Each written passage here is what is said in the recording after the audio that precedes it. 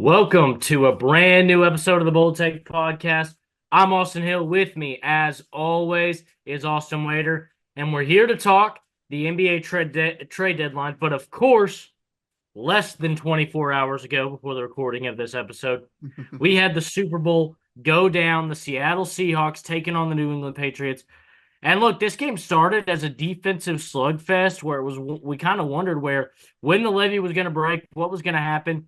The Seahawks kind of controlled the pace, and even though they were just getting field goals, they were getting points.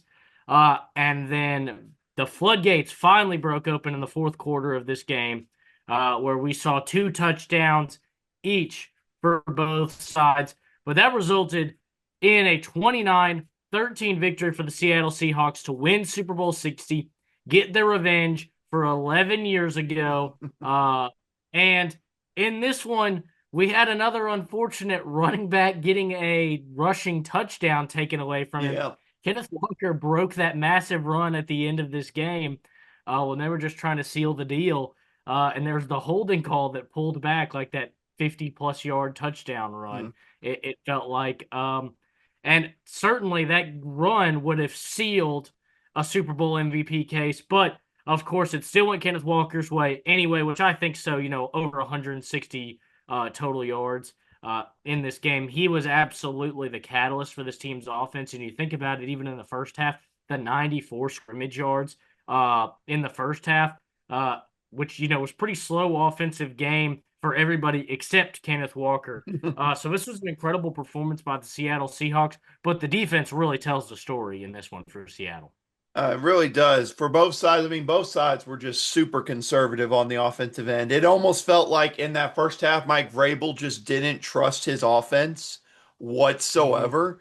Like 4th and 1 at the 40-yard line, he's like, "Nope, we're punting." I'm like, "Okay, Mike, I get you don't trust him, but like you're down 9-0, buddy. Like you gotta try to be aggressive at some point here." But now the story of the game, Kenneth Walker really had control, but the Seahawks defense. Goodness, I don't want to say that the Bold Take podcast said verbatim what was going to happen in this game, but we said Will Campbell might be a weakness in this game.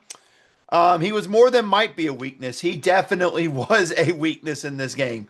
Offensive line had a rough time going against the Seahawks pass rush, and the few times Seattle blitzed them corner blitzes, Devon Witherspoon got home, which led to that ultimately that what is now a pick six. I actually learned is not a scoop and score, was a pick six Yeah. to seal the deal there. So, look, shout out to the Seahawks, man. What a story it's been this year. John Schneider deserves all the credit in the world, Seahawks GM, because let's remember, he's been there since before Super Bowl 48. So he's the first GM in NFL history to win multiple Super Bowls with the same organization while having a new head coach and no players from the previous Super Bowl team on the roster. I mean, he built two different elite Super Bowl caliber teams. So that deserves all the credit in the world there. I'm happy for Mike McDonald. He's earned it. What a hire he was, and really glad that Baltimore didn't make the smart move and promote him to head coach like a year or two ago. I'm really glad they made that move. And, it's crazy to think about here. Something that factors into it that I didn't realize it was over. Seattle had 0 turnovers this entire postseason. You want to know how they won with an elite defense and with Sam Darnold? They had the elite defense, and guess what? The offense never put them into bad situations. They were going to be like, we're going to run the ball, we'll do passing here and there, but we're not going to screw our defense over for the game and put ourselves in match situations. Sam Darnold had 20 turnovers in the regular season. Like I said, 0 this entire postseason. Phenomenal defensive performance. And man, oh man, for the Patriots, I mean, look, the story of the postseason, Drake May was sacked 21 times in the playoffs. That's the most of any QB in a single postseason ever. So I think it's a clear thing is continue to build up this offensive line. And again, this was a season where I don't think any of us, like we said, kind of said in the Super Bowl preview, didn't expect them to be here. This is a team fresh off a 2-13-loss season. So the talent's just only going to get better there. And the big takeaway for these two teams is, yeah, they made the Super Bowl, and yeah, they had a chance here. Two teams with a ton of cap space. Seattle's the 6th most cap space. I forget how much New England has. So these two teams very much will be sticking around. I don't know if they'll get back to a Super Bowl, but they will be a problem for years to come. Yeah, and when I look at this game, like you said, the no turnover, Sam Darnold really did play great. He didn't make any bad decisions in this game, I feel like. To me, the close couple plays that were almost interceptions because Christian Gonzalez is one of the best corners in the Dude, if NFL. without him, this would have been like a 38 nothing final I know score. you think about the Rashid Shaheed post down the field. Yeah. That's a touchdown if Christian Gonzalez is not playing corner. The throw to Jackson Smith and Jigba, that's a touchdown. I mean that ball literally that he broke up a touchdown pass Mhm. on that play. Jackson Smith and Jigba's falling into the end zone.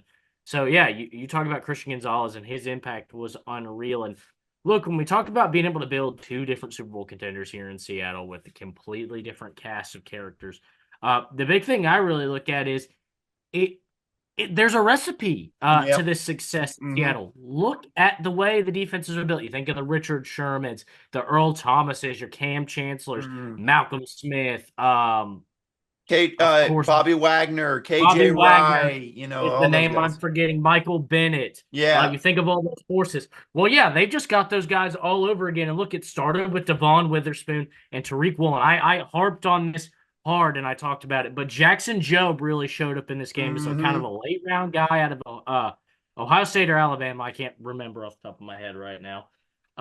But he comes in and he was a big impact. He was physical. Kobe Bryant made some big hmm plays in this game. Uh, that hit on Hunter Henry that was kind of Ooh. violent, but it broke up a touchdown pass. Nick Emanwari, we talked about him last week, and he came into this game hobbled a little bit from Mhm. practice earlier this week. Didn't look like it affected him one bit. Um, Julian Love, a Notre Dame man, a guy I really love, made some big plays, had that big interception in this game. But you think about it, in the trenches, guys like Byron Murphy, Demarcus Lawrence, we talked about it. He was going to be a factor. He was a factor in this game. Derek Hall. So you look at this defense, and it's a lot of those same guys, a lot of that same kind of recipe and mentality to build up an elite defense, maybe the best defense in the NFL. Watching this game, it reminded me of the Legion of Boom Yeah. taking on Peyton Manning in Super Bowl. What was that? 48, I 40, think. 48. yeah, 48. So just to think about kind of that strategy, he's got a method and it works. He builds these elite defenses and then a pretty good offense to go behind it. We talked about a guy like I thought Cooper Kupp would be an impact. He had the most receptions in this game. He hmm had the most yards in this game. Um, so this was an absolute kind of impact game for him. They took advantage of, where Christian Gonzalez was. Sam Darnold really didn't look that way a whole bunch in this game.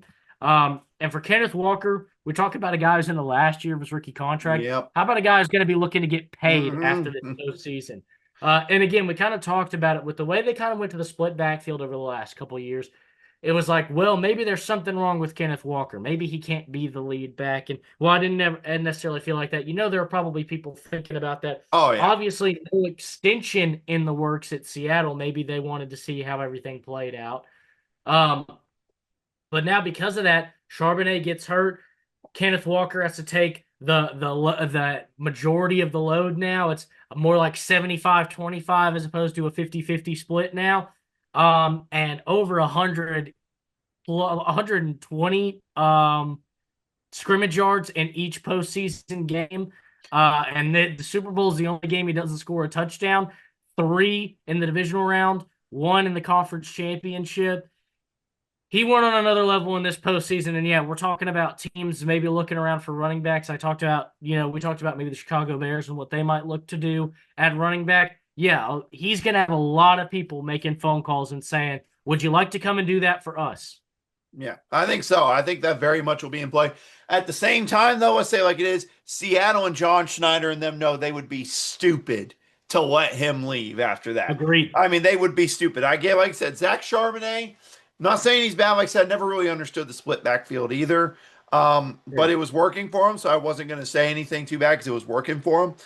But there's the tiny part of me that just wonders what happens if they let him go. They're like, we believe in Zach Charbonnet, and I'm like, off a torn ACL. So I think he'll ultimately be back. But can I just say though, I think we all want to know why the frick was it yellow/lime again for the Gatorade color? I think we need to investigate that right now. I know when you messaged me, I said it. Let's get a look at the DraftKings accounts of the equipment managers in Seattle. I'm sorry. It has to be investigated. I'm expecting a full-on FBI investigation. This becomes priority number one. This is what I'm worried about. They were showing them mixing the Gatorade Yep. before the game was even over. Yeah. Something is wrong here. Something is fishy. I've never seen it before. I was disgusted. This is sickening, and we are better. We talk about a gambling problem in professional sports right now. This is case in point example, I think. Yeah, I mean, I could not agree more with it. And honestly, we're going to dive into that with this NBA stuff about some gambling stuff with athletes. We'll dive in, obviously into that for a certain Yeah. player with it.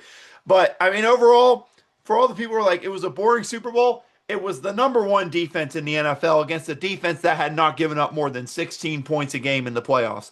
I mean, what did you exactly expect in this one? But look, that Seattle defense ain't going anywhere anytime soon. A lot of those guys are under contract. Obviously, the big thing for Seattle, number one, re-signing Kenneth Walker. Number two, getting a new OC. Clint Kubiak's off to the Raiders now officially. So how are they going to replace him for the Patriots? I mean, only can go up from here. I mean, you got to protect Drake May, but there's still so many things to be upgraded for both these teams with the amount of cap space they have entering this free agency this summer. So, going to be an interesting offseason in the NFL, especially when I heard a report that Adam Schefter said that teams are looking to move from trading just the next 3 years of draft picks. He said they're looking to move that from 3 to 5, which means we could be in for some outrageously stupid NFL trades this offseason. So be on the lookout for that. Yeah, that'll be interesting. And of course, after the way this NBA trade deadline went about, the NFL, teams want to start cornering the market on this mid-season. You can get people to tune in and pay attention when we're not playing games. Mm-hmm. Because look, I'll be honest, this NBA trade deadline delivered. There were a lot of big moves, a lot of teams that kind of get you open in your eyes. And look, let's take it here as a perfect transition to January 7th, really where this deadline officially kind of starts. The Hawks deal Trae Young. We kind of knew this was coming for a while. Mm-hmm. It just felt like you look at kind of what Atlanta has cooking up. Jalen Johnson in that rookie contract, he's coming up. They've got a lot of young talent on the team under rookie contracts. And now you can get out of this big Trae Young contract. And you're going to look at having probably another top 5 pick this season in the draft. So it's kind of tough. It's just not really lining up. Trae Young's vision for Atlanta and Atlanta's vision not lining up. This is the move they make. They send Trae Young to Washington, and they get C.J. McCollum and Corey Kispert. And this is really just almost a salary dump move. I love C.J. McCollum, not the same kind of impact player as he used to be, but he's a good veteran leader, good ball handler. And then Corey Kispert still got some young upside potential to him. And for Washington, this is a move to me that I was like, I love this move because I don't think Trae Young was a bust in Atlanta. That discourse I don't agree with. Right. Again, this kind of comes down to just timelines not lining up. Trae Young's on a big contract. He's a talented player. And he doesn't really fit the current kind of rebuild mode that Atlanta is in right now. But now Washington gets them a guy who's still young enough to give them, another 5 or 6 quality years at least. And he's established. It's not as much of a risk. And they give up pretty much nothing. Mm-hmm. C.J. McCollum is just a veteran kind of floating around, taking up roster space. And Corey Kispert, I said he's got the upside and the talent, but felt like he wasn't really meshing in Washington. No. And so I think it's kind of a good move for both sides. Atlanta freeing up cap space, freeing up opportunity. And now you're going to be able to bring in a star with that, looks like top 5 draft pick that you're going to end up with this year. And for Washington, they kind of ground this young team that's been exciting with a leader and that kind of a proven established talent in the NBA that I still think is a one-of-a-kind player in Trae Young. Yeah, I mean, this was a trade. I mean, I'm not going to lie. Whenever I heard he was one to trade, I was like, okay, that makes sense. But I remember this offseason when Atlanta made the big moves. And so they got Porzingis. They made some great signings. They had a great draft. I was like, hey, Atlanta could maybe do something special this year. But then that all went away when it was like Trae Young's not signing an extension. I'm like, okay. So it's just a matter of when at this point. And ultimately it was then. But then the thing that threw me off was I was like his preferred destination is the Wizards, and I was like, the Wizards? Like it threw me for a curve. Like I haven't heard anybody say that their preferred destination was the Wizards since John Wall was there. I don't like I Yeah. genuinely just threw me for a curveball, but um again, it didn't cost him anything in that deal. It made sense. Corey Kispert is still good, but his numbers have just gone down year after year there. So Great. maybe he can rejuvenate himself there going into free agency. And like I said, with Atlanta, let's remember, Hawks have the Pelicans' first round pick this year because of that trade that the Pelicans made to get Derek Queen. So they got two first round picks in a loaded, and I mean loaded NBA draft class we got this summer. So they are going to be fine. I think building once again around some of these pieces. They still have some good young pieces. It's just getting a good team together now. Yeah, getting to pick one of these like five generational players, having one of those top five picks and getting any one of those Not like bad. top five Not bad. guys is going to be really good. So yeah, I think they're grounded and kind of have a new direction behind guys like Jalen Johnson. Uh, but then we go to January 31st, about 4 or 5 days out from the trade deadline. And the Cavs get going on a 3-year deal. They add Dennis Schroeder and Keon Ellis from Sacramento, and they ship off DeAndre Hunter. And the Chicago Bulls get involved in this action a little bit. They get 2 second-round picks and Dario Saric just to kind of relieve some of the cap in this situation. And I was happy to see this. Get some more draft assets here in Chicago. And we'll talk about Dario Saric. Did not stick around in No, he did Chicago. not. Ball. But really, the highlight of this deal was obviously DeAndre Hunter for Dennis Schroeder and Keon Ellis.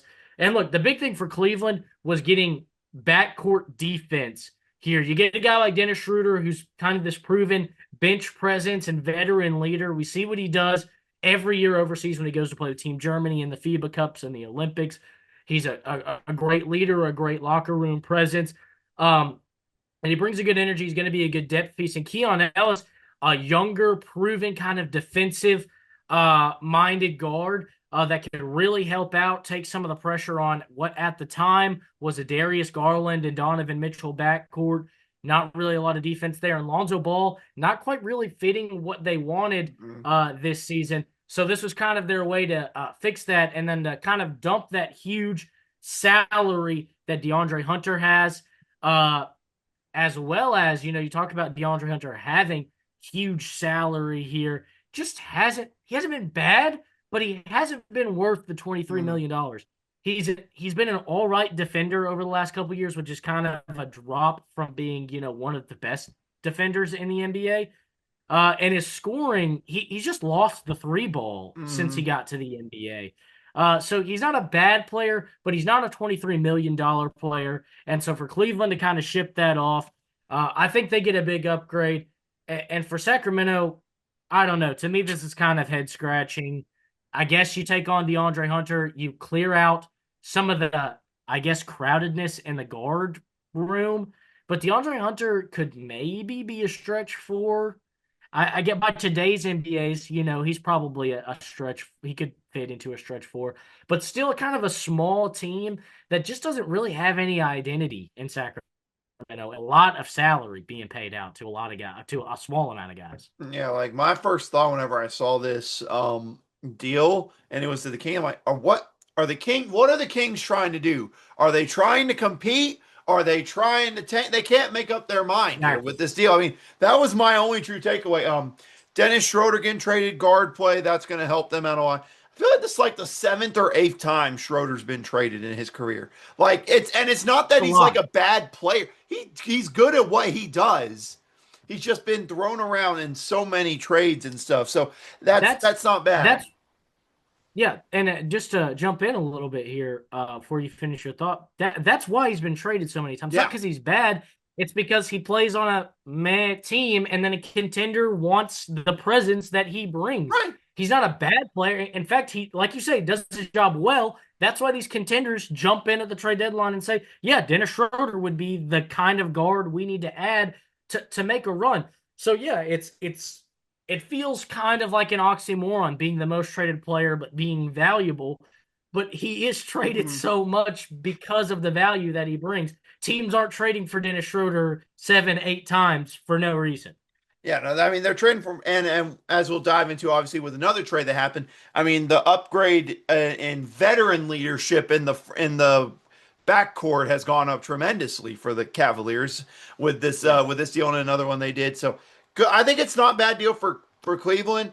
But for the Kings, I was already sitting there going like, what are y'all trying to do? Are y'all trying to compete? You have the worst record in the Western Conference, right? I don't even know, worst record in the NBA. What? I don't even know if that's the official word. Yeah. I know they're like the worst one or one of the worst ones with the Pelicans there. So I don't understand what they're trying to do here exactly. Yeah, I agree. Like I said, they have no identity. It's a lot of salary out to not a lot of guys. Um, Again, just kind of a head scratcher to me at what's going on in Sacramento. But Didn't isn't really that the make a lot of story? Isn't sense. that the story of Sacramento? Like, if we're being honest here, isn't that the Right. story like every single time with them? It's just, what are they doing? Are they trying? Because let's not forget that court, backcourt. Do we need to remember what that backcourt they had of De'Aaron Fox, Tyrese Halliburton, Davion Mitchell? There's like, you know what? Let's get rid of all three of those guys. Let's just see what happens. And then they tried Three DeRozan and guys Levine, and that then that was a failure too.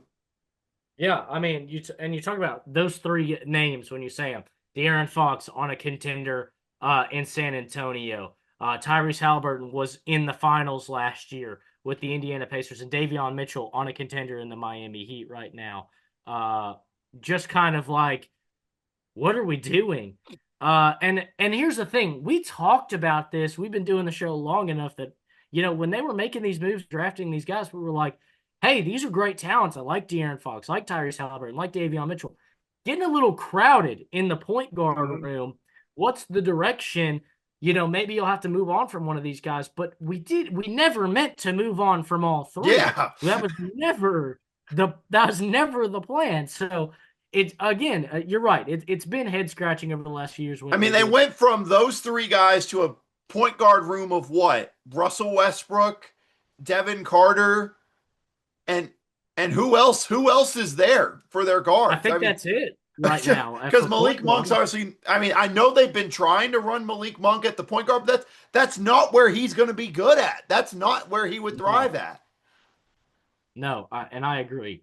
But February 1st, we had one deal. It was Portland getting Vit Krejci from the Atlanta Hawks for Duop Reith, really testing my name knowledge here, I was and going a to say, couple yeah. second round picks. Just some kind of depth pieces and picks flowing around. Portland kind of gets themselves some help as they hang around, a play-in spot right now, a little bit of depth, and they surrender a couple draft picks, and obviously Atlanta gets a little bit more draft help. Uh, Again, not a team really concerned about competing right now. But then we have another big one hit us on February 3rd. And another one that at first I was kind of like, I don't really know. Why would this team make this move? And then I was like, you know what? For everything they gave up, I love this deal for Yeah. Utah. And this is Utah Jazz going out and getting Jaren Jackson Jr. From the Memphis Grizzlies. And this starts to kind of tell us where Memphis might be headed. Mm-hmm. Uh, Certainly, we thought this was going to tell a story for the deadline. Didn't quite get that far. But No. maybe where they're going to be headed this offseason seems like maybe a reset. But to me, the big thing here, at first I was like, well, this is going to, I saw three futured firsts, and I was like, whoa, whoa, whoa, why is Utah making this deal? But then I realized Mm-hmm. none of those first round picks are Utah's first round Yep. picks. They're picks that they've acquired in other trades. So it's really no sweat off their back what happens with those picks. And now they get Jaren Jackson Jr. They have to figure out some stuff in the front court. Obviously, Walker Kessler and Lauri Markkanen in there as well. So try and kind of work that. I know they like to run Lauri at the three. They've done that for the last couple of years, and maybe that's something they kind of bring back a little bit. But look, the Grizzlies get Kyle Anderson, Walter Clayton Jr., Taylor Hendricks, Georges Niang, and 3 future first-round picks. Obviously, the picks and Walter Clayton are the big things in this deal. But Utah gets Jaren Jackson Jr. as well as John Concar, Jock Landale, and Vince Williams Jr. Yeah, the more I thought about it, the more I was like, I like this deal for Utah. I kind of thought taking Ace Bailey and Walter Clayton was kind of a like weird move to make anyway for both of these Right. for Utah in this draft, just because I know Ace Bailey is big and he's actually playing like more of like a wing, like shooting guard, small forward, but he did play a lot of like ball handling guard in college. Mm-hmm. And so I felt like he might be a primary ball handler. And obviously, Walter Clayton was the leader of that national championship Florida Gators team this past season. Uh, so it felt like kind of that was going to be two play styles that maybe wouldn't go together. And so I kind of liked the clarity and a little bit more direction in Utah, where they get one of, if not the best front court defender in the NBA, and some other depth. And again, pretty much for nothing. Some quality pieces, but for Memphis, this kind of signaled to us that they're going to start to kind of tear it down and find a new direction. Yeah, that was my first. Well, I want to add in one thing for that Portland thing you talk about. Won't talk about the Oh deal. yeah, Just want to shout out Tiago Splitter for the job he's done in the interim absolutely. job there. Got put in one of the crappiest situations ever with the events that occurred involving a Yes, federal bureau with their head coach. We'll just leave it at that. So for him to come in that situation, now he's got them competing in the play-in. I mean, honestly, give him the full time job. I think at this point he's earned that full time position. At least that's just me. But as far as this deal great. goes, yeah, whenever I saw it, my initial reaction was just, what? They to Utah? Like, where the heck did this come from? Like, it threw me off so much. But then, like you said, I looked into the deal and saw that the draft picks, none of them they gave up were their own, and they were getting all this. I was like, you know what?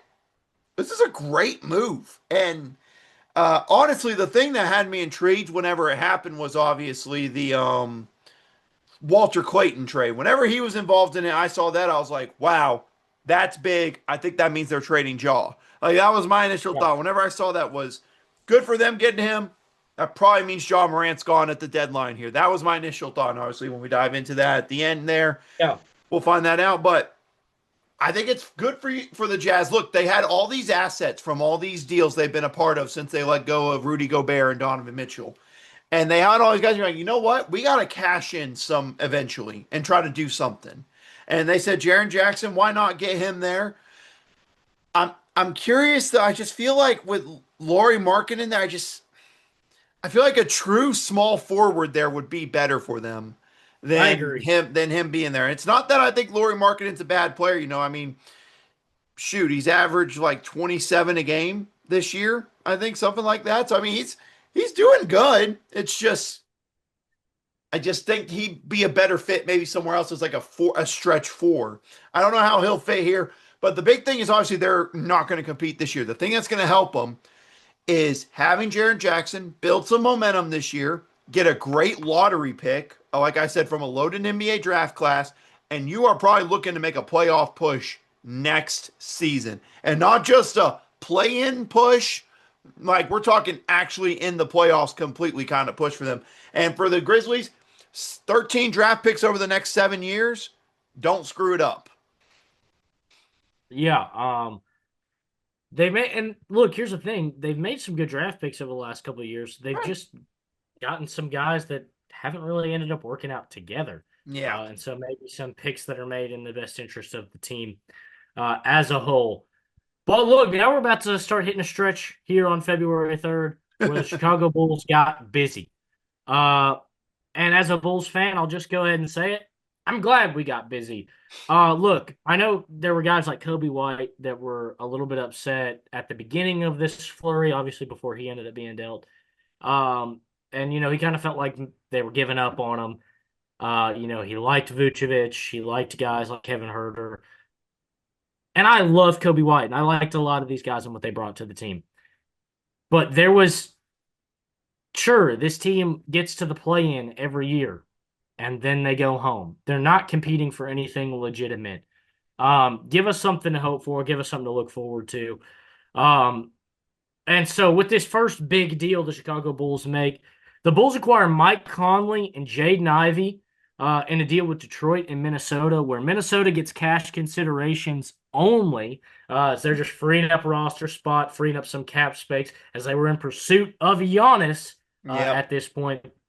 And Detroit gets Kevin Herter, adds another lethal shooter to this team, and Dario Saric, another stretch forward, another talented shooter, and a first-round pick swap with Minnesota that they'll get the best of the pick between those two this season in the first round.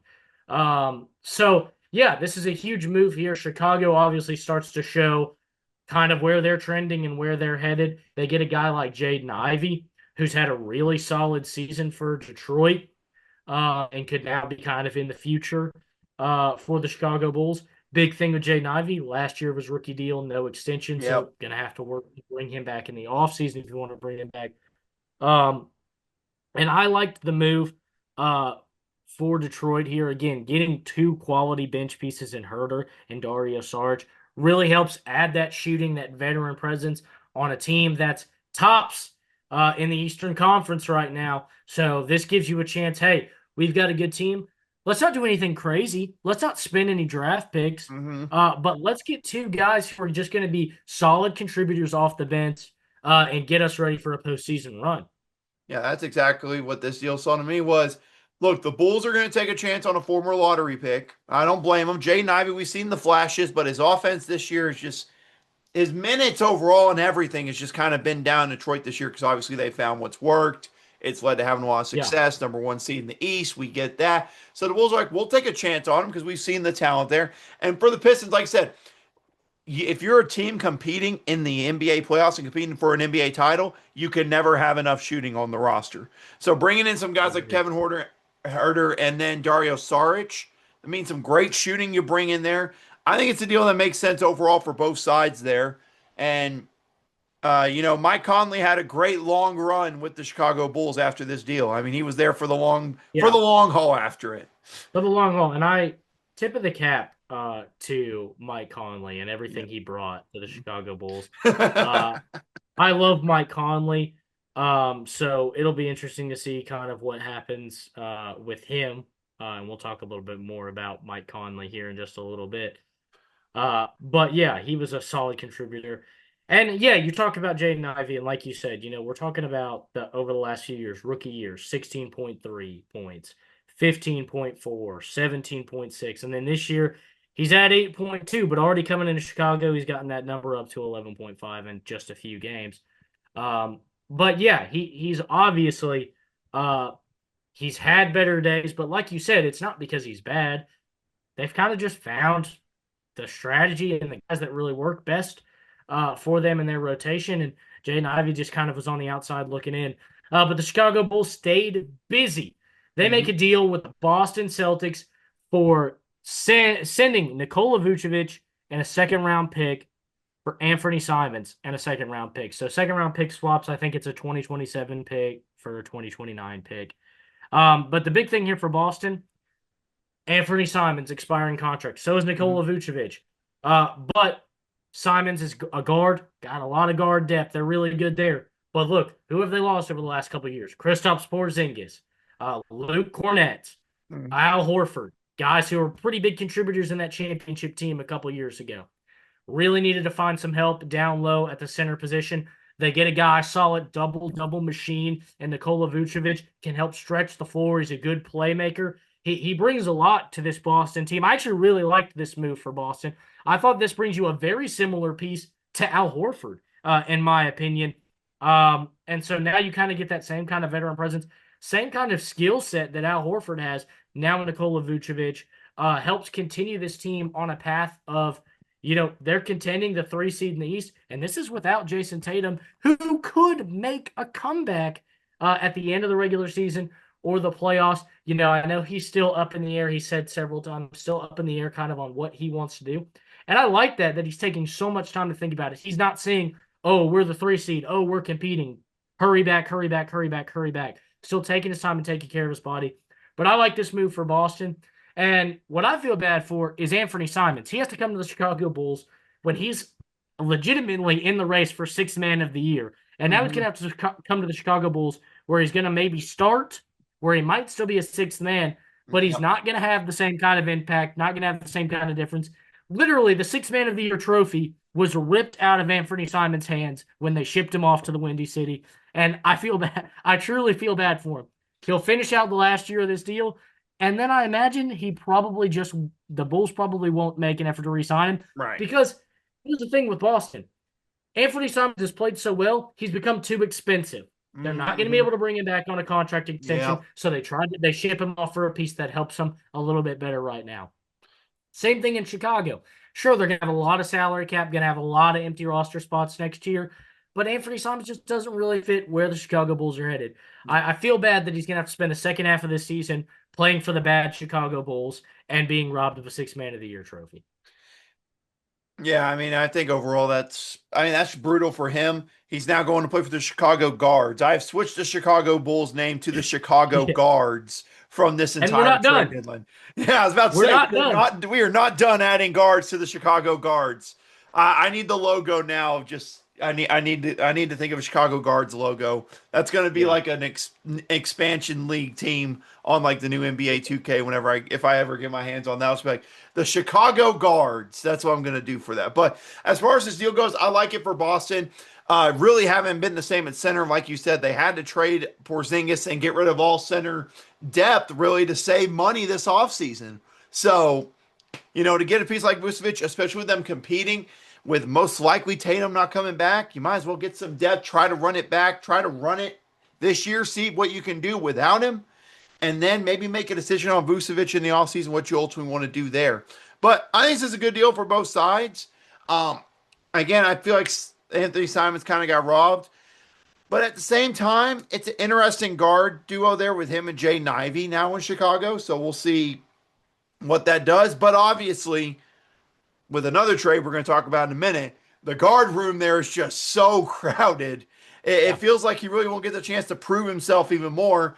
And in that case, maybe he goes a little bit underrated in free agency this year, signs a cheaper deal. We're like, man, how'd he get on such a cheap deal? It's like because he was stuck on the Chicago Guards for the entire second Yeah. half of the season.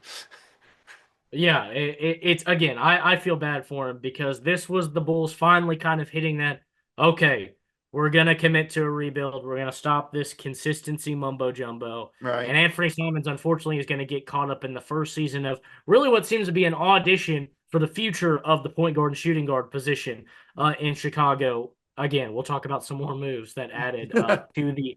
Is depth the right word, or maybe surplus of guards? Surplus sounds Uh, better. Surplus sounds better to yeah. me than depth. Now we're about to hit a couple trades here. Where at work, kind of keeping up with the ESPN notifications as I'm doing my job, where I audibly went, "Whoa!" And my coworkers are like, what's going on?" And I'm like, "Sorry, NBA trade. I know you. Sorry." Um, so, but we're talking about a couple deals coming up here where I was like, wow. And that starts with the Clippers sending Harden to Cleveland for Darius Garland and a 2026 second round pick.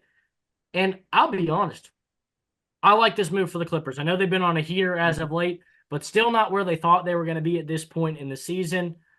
Harden is notorious for taking the easy way out when teams Hmm. get into binds. And it's nothing against him. Hmm. I get it. You're 37 years old.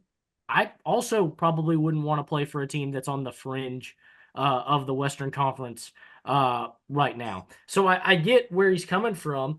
Uh, but to me, I just think the Clippers are the outright winners of this trade. You dump a 37-year-old who's got 2, 3 years left for a guy like Darius Garland, who I know health has been a bit of a concern, but he's talented when he's on the floor. He's one of the best scorers, one of the best creators in the NBA right now.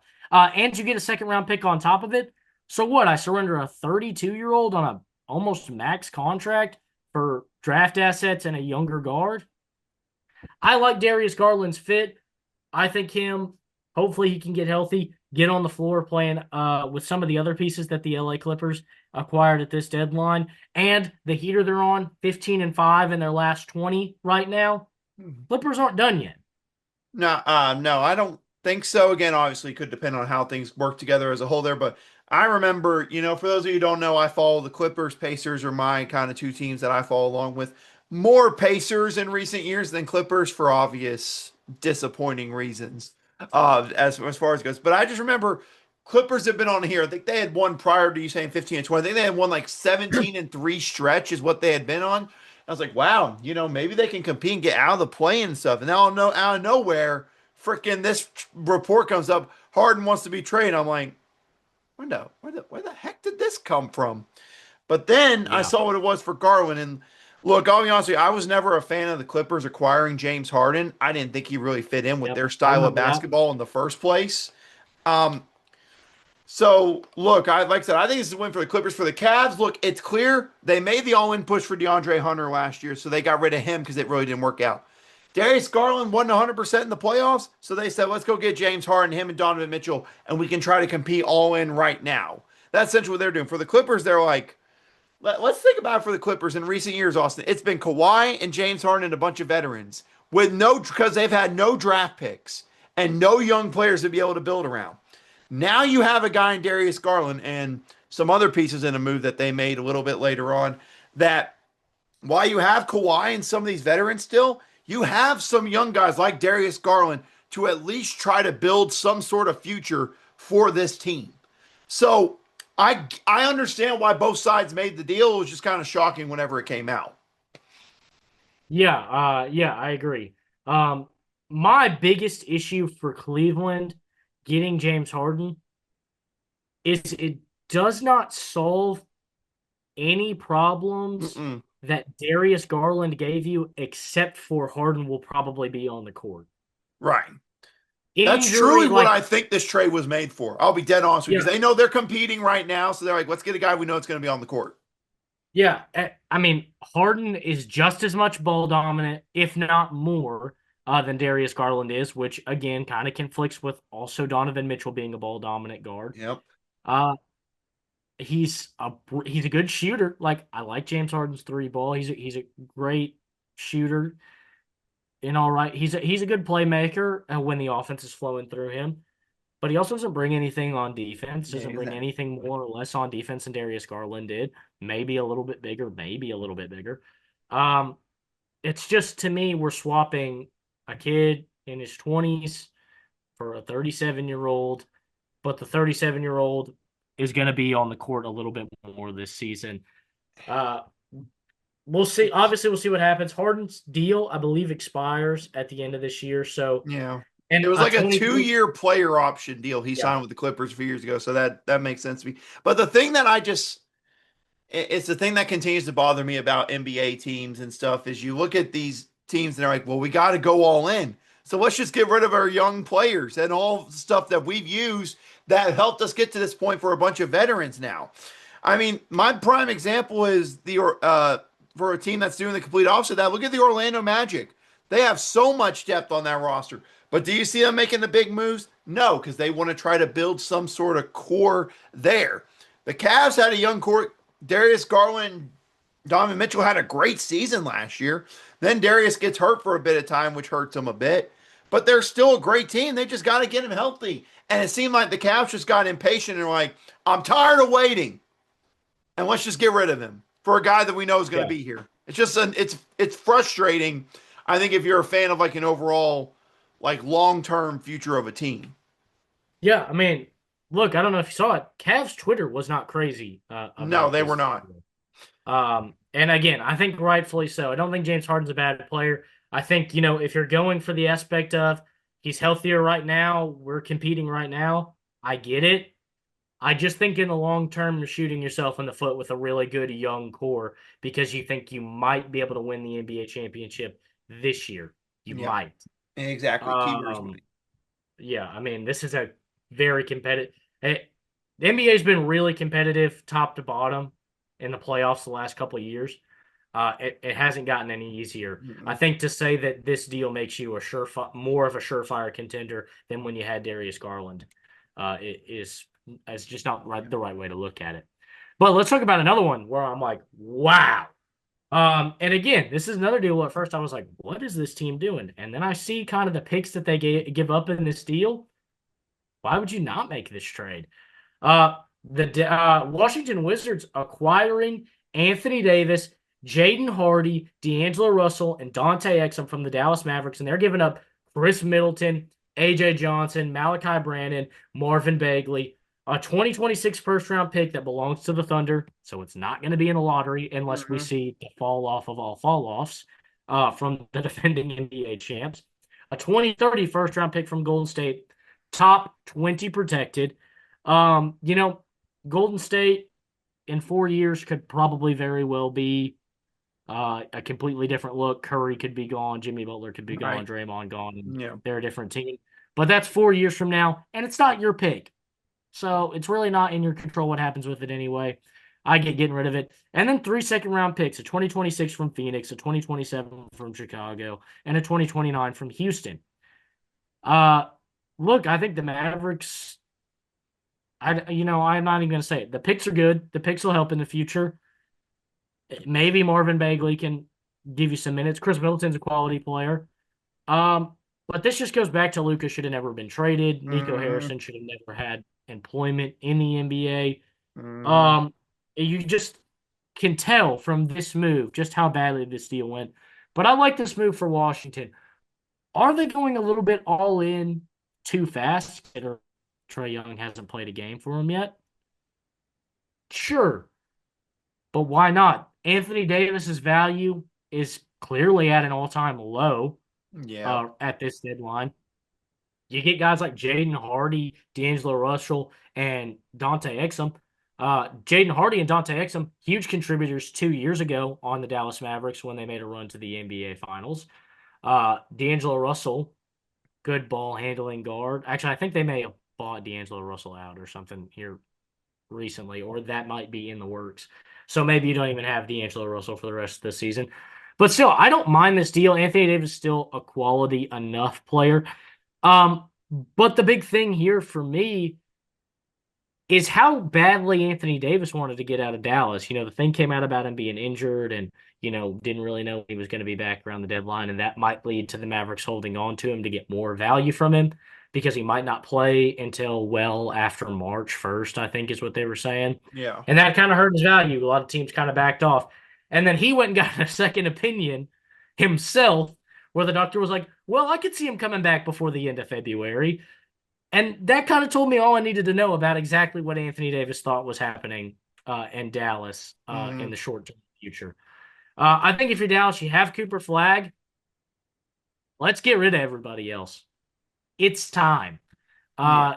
It didn't work. You traded away one of the faces of the NBA for a broken, aging Anthony Davis, and this is exactly what you get. It's well deserved for the Dallas Mavericks.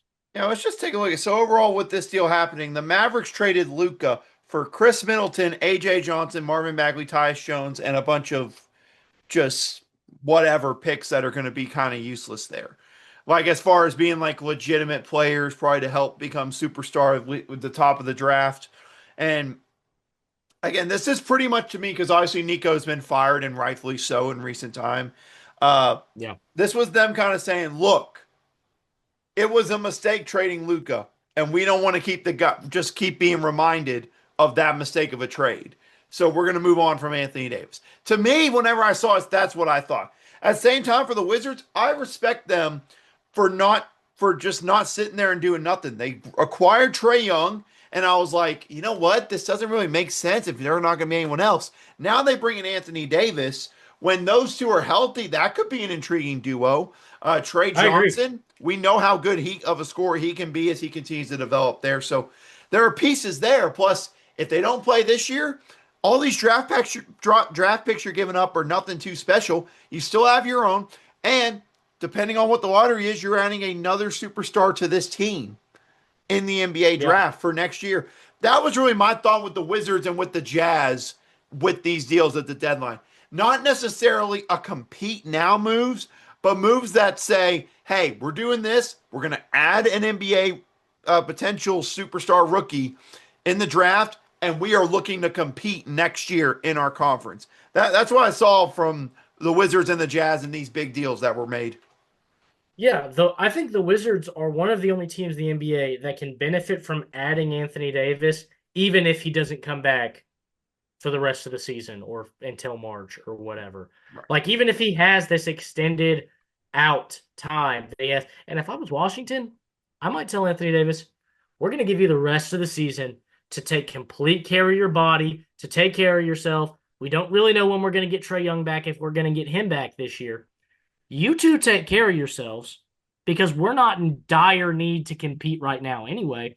And next year, I mean, look, there's the next to last team in the Western Conference, just only ahead of the Indiana Pacers. Right. So, hey, you guys take care of yourselves. And next year, we're going to have a good team. We're going to have a quality team. We're going to have a nice young piece. We're going to have you two as a veteran superstars. And we're going to do something. I agree with you. I think this is a good move that gives Washington some direction and some hope for the first time, like you said, since John Wall and Bradley Beal were running it around there. I was about to say, and to me, if it works, great. If it doesn't, I at least appreciate them taking a swing. Because ever since John Wall left, it's just been a freaking who wants to go to Washington. You know what I mean? Like that's Yeah. how it's been there. And barring these first round picks, the one that comes out this next year from Oklahoma City will be at the end of the first round. Again, barring that surprise downward spiral or playoff burnout from the Oklahoma City Thunder. And then the one in 2030, it's not even worth thinking about. It's far too far away for us to know what the league will look like, what the Warriors Yeah. will look like. But barring those two first round picks don't turn out to be the next two greatest players of the next generation, you've given up. You gave up McCollum and Kispert. Kispert wasn't working out in Washington. McCollum's a veteran. And then you've given up Chris Middleton, Marvin Bagley, Malachi Brannon, and AJ Johnson. Like, as far as the players that you've physically given up, the players that were actually on roster, you've given up nothing. And as long as those picks don't turn out to be the next Luka Doncic's and the next Nikola Jokic's and Giannis's and LeBron's of the next generation, you've given up nothing to get two guys who are, again, going to help you win and help you be competitive.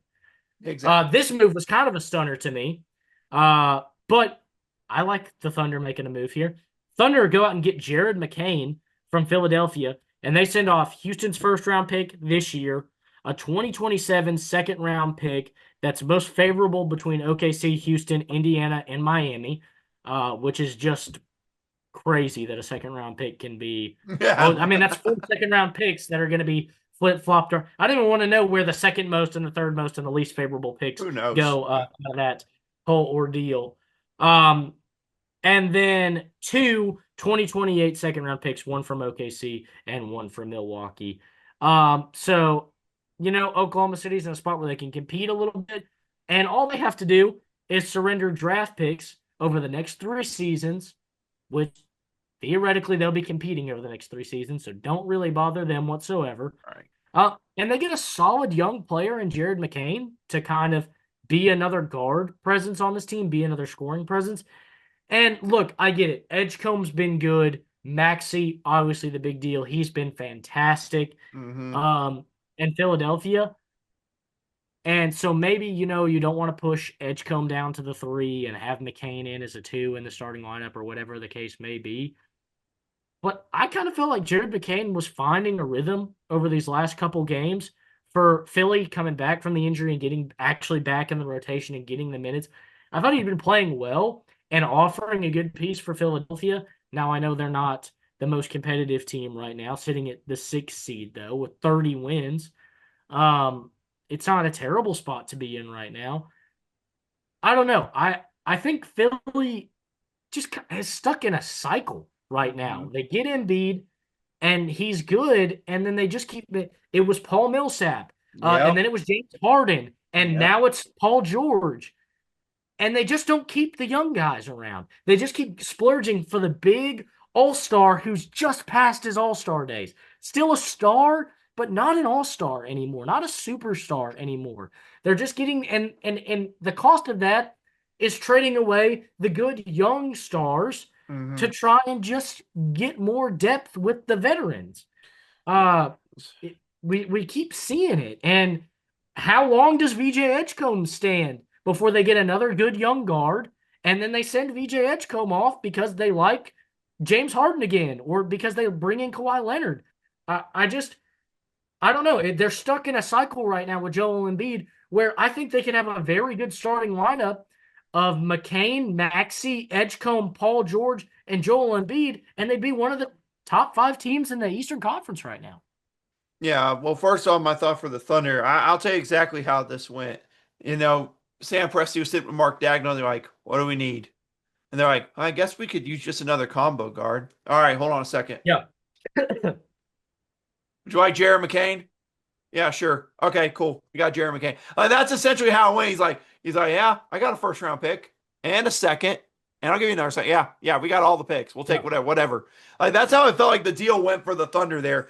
And like I said, this was a guy who I'm be honest with you, prior to like his really bad injuries last year, he was a guy that was considered one of the favorites for Rookie of the Year for the He, Sixers. he was the rookie of the year. Yeah, I mean, I think that's safe to say. He was the rookie of the year yeah. before he broke his wrist. I think so. And so to me, for the Sixers, and here I'll add in other ones. You talked about some other veterans that I'll add in other ones. We're not going to forget about Tobias Harris over me. Tobias Yeah. Harris and Jimmy Butler fiascos that happened on there. So again, for those of you who do not know, I am a big Joel Embiid hater. I can't stand the guy. I really hate the way he plays basketball. Just never been a big fan of Joel Embiid. Um, in my opinion, what the thing they should have done this past year, and what I think they should do this offseason still, is trade Joel Embiid. Because to me, what you look to, you could get some great profit and great draft capital for him. You have Edgecombe and Maxey, and I thought Jared McCain was going to be there. And kind of like you said, those are three great guys to build around for the future. We'll trade Embiid, get a crap load of draft capital, maybe find our new center in the draft, but build around those guys. Because like I said, it feels like they're stuck with some of these veterans. You got Paul George, who's suspended for like 30 games because of a drug problem or like a drug suspension he had. Yeah. So it just feels like they're stuck there. And again, maybe it's just my hatred of Joel Embiid. Maybe it's me wanting to see Tyrese Maxey take over and be the true number one, like for sure there. But it feels like as long as Embiid's on this roster, this is just going to continue to me over and over. And we're going to be cycling back in 2 or 3 years, like you said, about well, how the heck did VJ Edgecombe end up on the freaking Houston Rockets or something, or like some other Yeah. Minnesota Timberwolves, some other contender like that? Exactly. That I mean, it's just like inevitable. And look, I know you're the Joel Embiid hater. My problem isn't even with Joel Embiid. It's just the fact that since Joel Embiid's been good, instead of taking the quality young pieces they've had and Mhm. try and build around them and try and really develop them, guys like Markelle Fultz, guys like Ben Simmons, who we've just given up on and thrown to the wolves, we just keep making the splurge for the past his prime all-star. And that's the problem. The one It's trade they did make that worked veteran wise was when they acquired Jimmy Butler. That was probably the closest they great. had to, hey, this can help us compete right away. And then they just let him go and trade him that next offseason. Yeah, to keep Tobias Harris. That's what Bias we're Harris doing. over me? You kidding me? It's it was a wild time. So maybe they can get something figured out in Philadelphia, but it doesn't But seem for like the Thunder, I mean, like, come on, this is great. Once they get him back, that's just extra guard depth they're gonna get. And a future Yeah. guy, like they could let some of these younger guards, maybe that are they kept around, because they didn't have anyone. Now they can look to let them go save money and just keep Jared McCain around as the future. Yeah, I agree. You may have to make some decisions this offseason. Well, hey, we've solved it for at least next year. We've got another guard who's going to be under contract for at least 2 more years, unless we say so because of the team options. But yeah, this was just a wealth of draft picks. Still seeing that benefit right now for Oklahoma City with that wealth of Mm-hmm. draft picks as they send off just a couple that they feel like they can spare. Um, and in return, they get last year's almost off or rookie of the year in the NBA. So, uh, but then Chicago Bulls stay busy here. Yep. They get Colin Sexton, Usman Dang, a 2029 second round pick, the least favorable between Denver and Charlotte. 2031 second round pick from the Knicks and a 2031 second round pick from Denver. Charlotte gets Mike Conley and Kobe White and a 2029 second round pick, the most favorable between Atlanta and Miami. And the Oklahoma City Thunder get Mason Plumlee, who they waived after this deal. Again, for the Bulls, getting more draft assets, kind of dumping off guys that are going to be on expiring deals this year, bringing in Colin Sexton, who's kind of a veteran presence. I saw somebody comparing Colin Sexton and Mike Conley saying they were, or not Mike Conley, and Kobe White saying they were the same player. And I was like, have you ever watched basketball before? Kobe White's a scoring first Right. guard, and Colin Sexton is like a perimeter defender. Like Colin Sexton is more like a 3-and-D guy in today's Yeah. NBA now. Like it's no. I didn't understand that. He was like, I don't even know why you'd make this deal. Well, you make the deal for the 3 second round picks, for one. But two, they're not the same. They're literally not. And it was like, I use this advanced graphic model that compares them as the closest to, I guess it compares players, and they have like, it shows comparisons based on stats. Right. And between the two of them, they're the closest comparison for each other. He said it was like a 70% comparison. I was like, you need to fix your model. Whatever's wrong with your model, it's bad. They're not the same player. Doesn't make any sense to me. It baffled me. But that's beside the point. Chicago Bulls, again, making a deal to get draft picks, get more guards. Can never have enough. I think Charlotte helps themselves out. Obviously, I think they waived Mike Conley or bought out Mike Conley. And they bring in a guy like Kobe White, who's a good scorer, could help this team out kind of where they're floating around right now, sitting at the 10 spot. So that's a play-in spot right now. Could help add some more scoring to this team. And Oklahoma City clears up that roster spot with waiving Mason Plumlee to bring on Jared McCain. Well, I mean, the overall thing is number one with the Hornets. I get the move here. Shout out the Hornets. Since it's turned to 2026, they have been red frickin' hot, which is, I'll take words I never thought I'd say again about the Charlotte Hornets for 500, please. Never thought I'd say those words unless it was about a rebuild someone did in NBA 2K or something. They have been on a roll. I think they've won now 9 in a row. So why not cash in? Kobe White's a great scoring guard. Add him to that core you got there. It's a move that makes a ton of sense for the Hornets to do. Get a potential long-term player once again for your backcourt, depending on what other moves you do this offseason. And as we keep on talking about the Chicago Guards. Sorry, my bad. I keep on mispronouncing the name wrong. The Chicago Guards. Again, this is just kind of a tryout to see what the future of the guard position is here. And again, they're freeing up a lot of cap space, so I'm very intrigued to see what the Chicago Bulls are going to look to do this offseason because they're freeing up a lot. These guards, who knows how many of them are actually going to stick around. But an interesting deal for both sides. Yeah, it's certainly a looker. And we're still not done with the guards. Never done. Still not done. Then we've got Chris Paul getting dealt, who's just been exiled into oblivion by the LA Clippers, but they won't release him, which I didn't understand. Why even have him? Yeah. And I also don't really know why the Toronto Raptors made this deal. Yeah. The Brooklyn Nets send off draft rights to a foreign prospect, Vanya Marinkovic. I think I nailed that one, honestly. That sounded like that was correct, at least in my book. So I entered a flow state there with that one.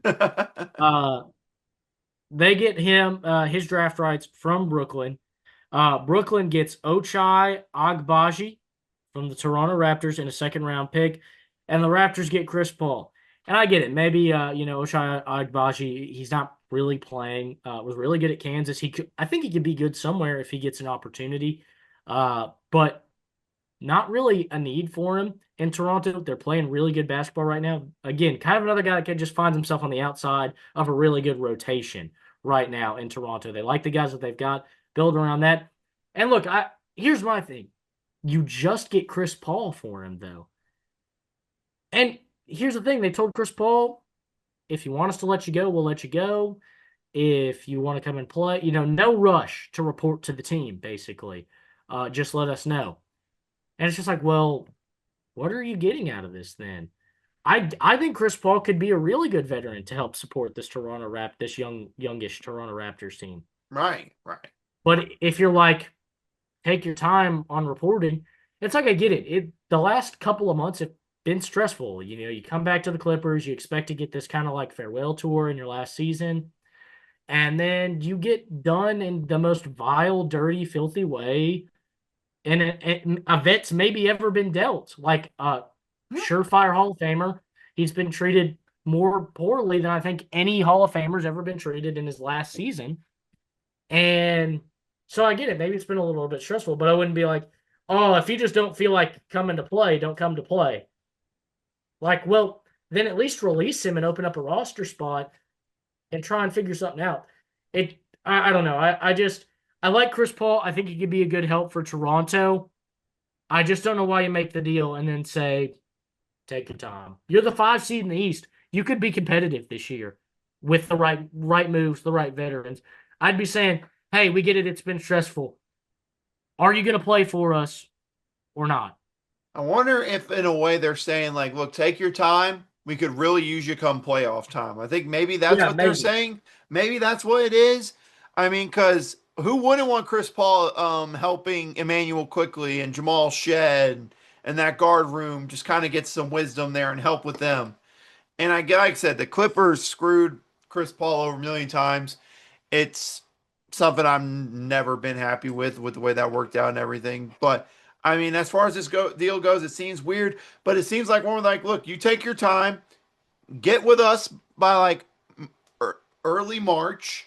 Get with us by then. Let's compete. Let's get with the team, and then maybe you can help us make a playoff push this year. Because, like I said, they're right there with the top ones in the East right now. So why not? If you can get Chris Paul and have him as just a veteran presence there, I'm sure that would make everyone, at least in the guard position, be happy in Toronto. At least in my opinion on that.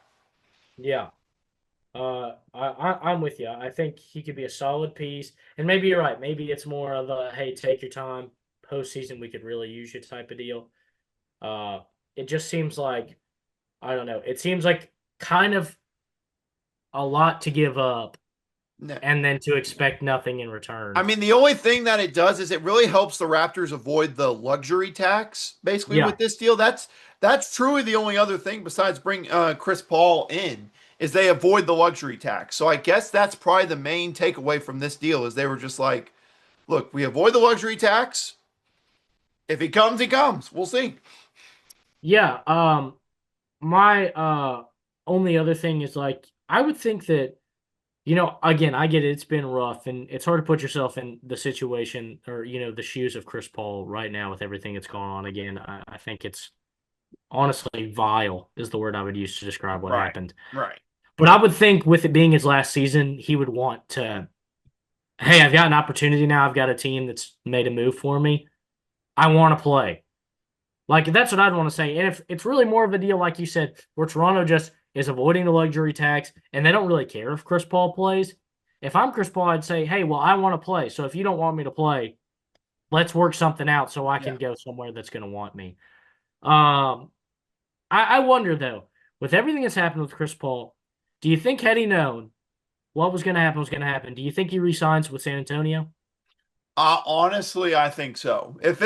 I was honestly amazed he didn't resign with San So Antonio. was I. I mean, I really couldn't believe it because I thought that was a perfect, and I mean, perfect pairing there in San Antonio. Would his minutes have dropped a bit with the draft picks that the Spurs made this past draft in that guard room being De'Aaron Fox, Dylan Harper, Stephon Castle. Would they have dropped? Yeah, but he would have been such a great veteran presence on a team that I think good and dang well he knew was probably going to be a future problem in the NBA like we're seeing obviously nowadays with Wembanyama and Stephon Castle, De'Aaron Fox, Dylan Harper, and all of them. Yeah, this was just a crazy season for Chris Paul. And honestly, you could tell that he fit in well. Like it showed the impact he made last season. Right. So I agree with you there. But let's talk about another kind of more minor deal. Atlanta gets Jock Landale, Utah getting Lonzo Ball and cash considerations. they'd release Lonzo Ball after this, and then Cleveland gets 2 second-round picks for Utah, for Cleveland, clearing up roster space, clearing up cap space, and for Atlanta, you get Jock Landale in the deal to add a little bit of, I guess, depth after another move that they're getting ready to make. Maybe they knew that deal was on the horizon, and that's why they maybe got some center depth going on here. Yeah, I was about to say there really isn't too much to add. I mean, it just sure, why not? But I'm curious. Lonzo hadn't signed anywhere yet. I haven't missed that, have I? No, he has not signed anywhere. He's a free agent right now. Okay, I'm curious where he ends up because I think there's a couple of spots where he could be a nice piece as a nice veteran piece to add. But of course, it's Yeah. up to him and when he goes there. You need a veteran. You need a good quality veteran defensive point guard right now. Lonzo Ball and Mike Conley just kind of floating around out there right now. Like get I'd you, be like get you a guard. Like he's the guy that will be on a playoff team before the season's over. Like, he will be on a playoff team, playing minutes, being their defensive guard come postseason time. It's just a matter of where is he going to be. Yeah, I agree. I think we've got two solid quality pieces um, who are just kind of floating around out there right now. Fun fact for you. Uh, Somebody at ESPN has been in the lab. So we were talking about Mike Conley and Lonzo Ball. So I just opened up Mike Conley's little page here because all the names link off here on ESPN Right. to the different guys. And just open up Mike Conley's page here. And somebody went through the painstaking effort of photoshopping Mike Conley's picture into a Chicago Bulls jersey, even though he was not going to play for the He was Chicago with the Bulls. Bulls. What was he even there a A day? day. He was there like a day. Let's see here. He gets redealt on what? On February. He gets dealt to Charlotte on February 4th. Yeah, he was dealt to Chicago on February 3rd. Like they probably told him don't even fly out. Like, hey, we're Um, probably going to trade you, so just don't even worry yeah, about it. I don't know what happened there, but somebody felt the need to go do that extra work. And now even days later they haven't changed it back. We're talking about 5 days later, almost a week, and they haven't even just put him into. I guess they're just going to leave it that way. But another kind of small minor deal here: the Magic trading Tyus Jones to Charlotte opens up some cap space, opens up a roster spot. With again talking about some of these guys in the buyout and free agent market right now. You open up that spot. You give up a couple second round picks, and for Charlotte, it ends up just being the second round picks. We'll talk about them dealing Tyus Jones again here in just a minute, but they get a couple picks to help open up a roster spot and open up some salary cap for the Orlando Magic, a team that's competing right now. Yeah, they're competing. Plus, this helps avoid them being a taxpayer. I mean, it's one of those simple deals there. But maybe they look to sign one of these veterans. I just can't imagine it being a guard though, because I mean, we've talked about for freaking years. It's been like about what the heck is this Magic guard room, and you see it's Yeah, just so overflow with so many guys. I don't think it'll be one of them. I mean, this is a spot where I thought maybe Cam Thomas could go to be like a nice scorer off the bench whenever obviously we dive into that in a little bit, but I thought that's where he was going to end up whenever I kind of saw that. So that's interesting deal, but ultimately it helps the Magic not be a taxpayer, so that's why that deal was made. yeah, absolutely. Then the deal I kind of hinted at with Atlanta adding some center depth. Warriors adding Kristaps Porzingis, another veteran presence, pairing him back up with Al Horford, just like the good old Boston days. As they try to remain competitive, even with Jimmy Butler going down with the ACL injury, they ship off Jonathan Kuminga and Buddy Hield. And I honestly think this deal works for me for Golden State. Atlanta, you're taking on Kuminga. He's young. Maybe he works. Maybe he doesn't. His deal is over at the end of the year, and if he doesn't, he doesn't.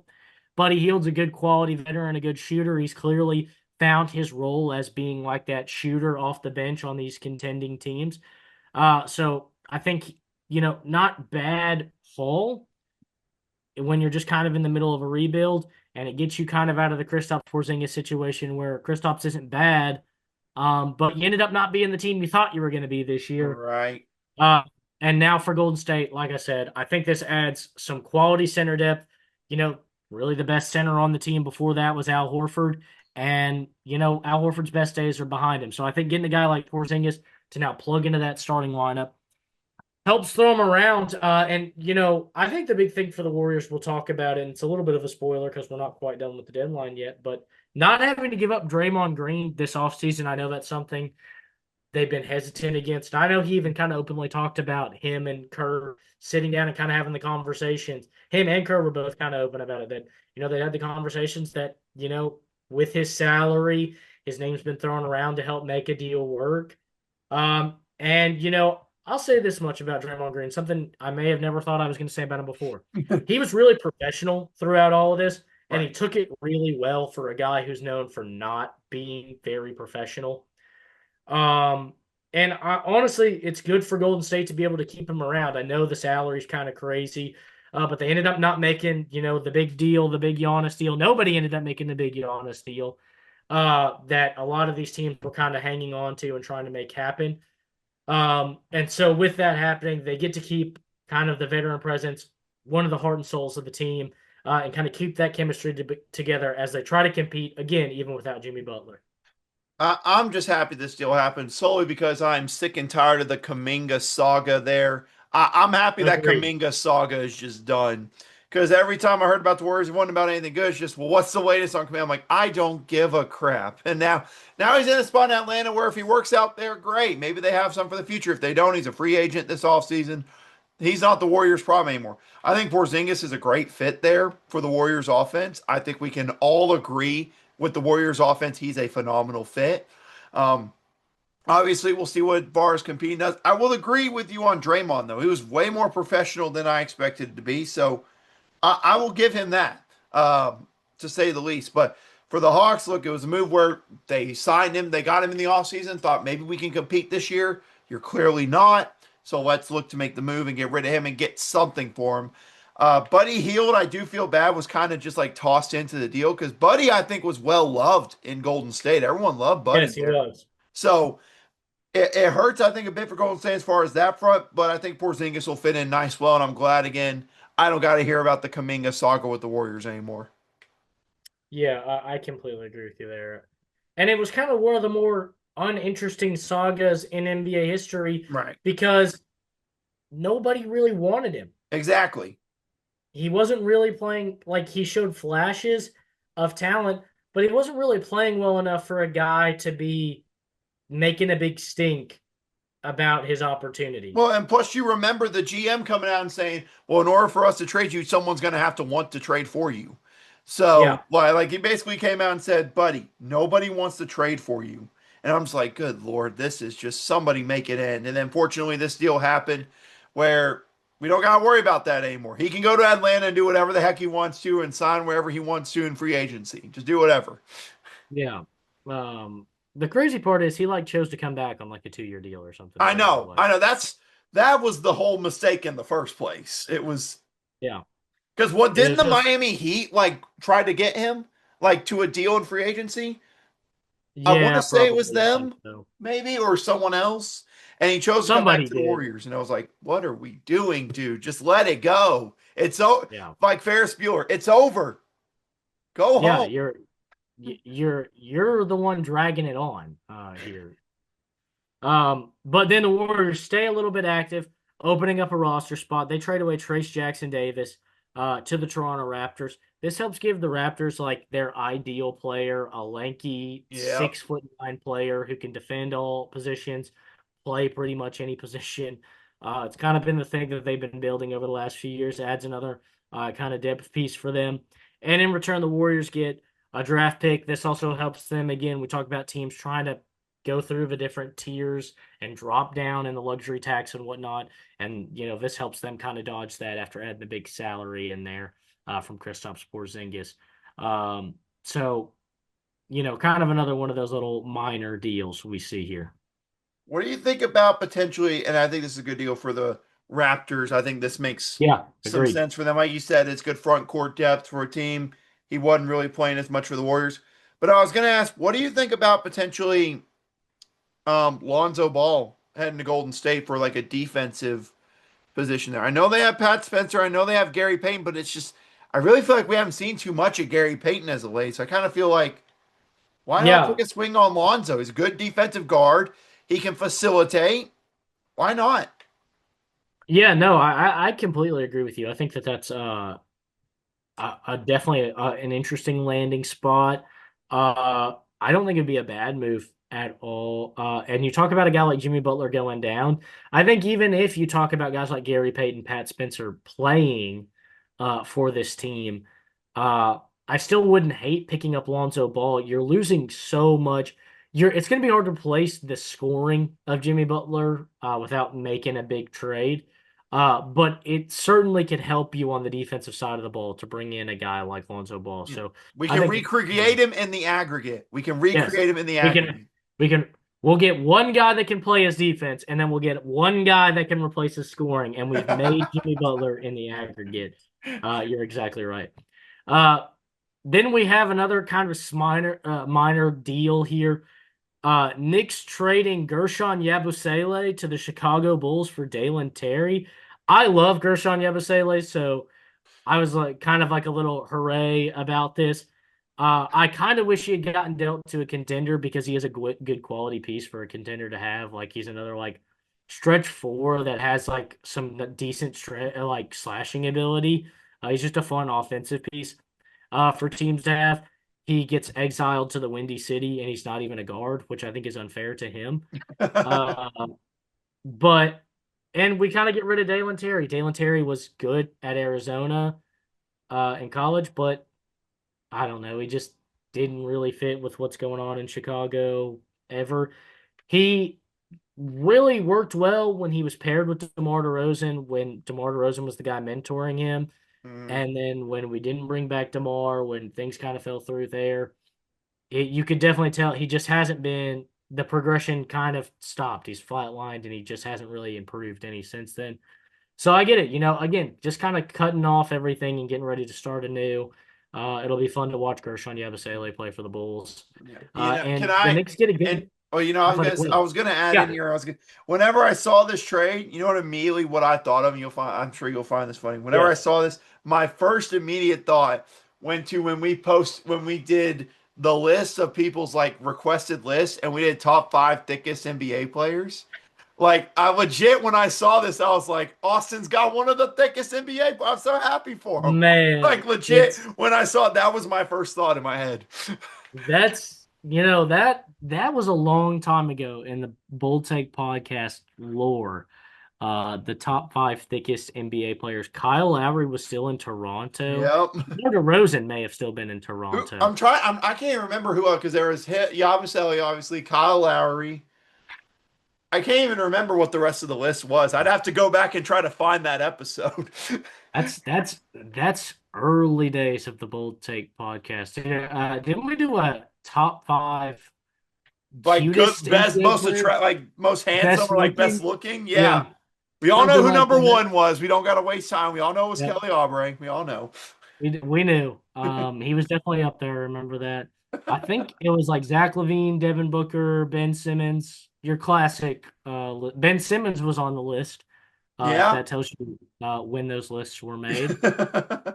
Yeah. I Um, just, whenever I saw it, I just like legit thought, I was like, oh my gosh. Austin's got one of well, his number one guys from the list. I'm so happy for him. yes, a blast and a treat. The Bulls stay busy, though. We've got more guards to get. Minnesota acquires Ayo Dosunmu, get themselves a defensive guard after they had to pivot off of the whole Giannis race to elevate their game. Good scorer as well in Ayo Dosunmu. Chicago Bulls get Rob Dillingham, Leonard Miller, a 2026 second round pick, 27 second round pick, 31 second round pick, and 32 second round pick. I won't go into where they're favorable and where they're from. Doesn't All right. matter. They're a bunch of second round picks. Again, I like this deal. Get you draft depth. Leonard Miller's young. My favorite part of the deal, getting Rob Dillingham. He just hasn't really had a ton of opportunities in Minnesota, All and right. kind of understandably, they've been competing for championships. They don't really need to just throw guys out there if it's not working for him. Gets a chance to kind of prove himself after being kind of a highly touted prospect coming out of college. So I'm excited for the move.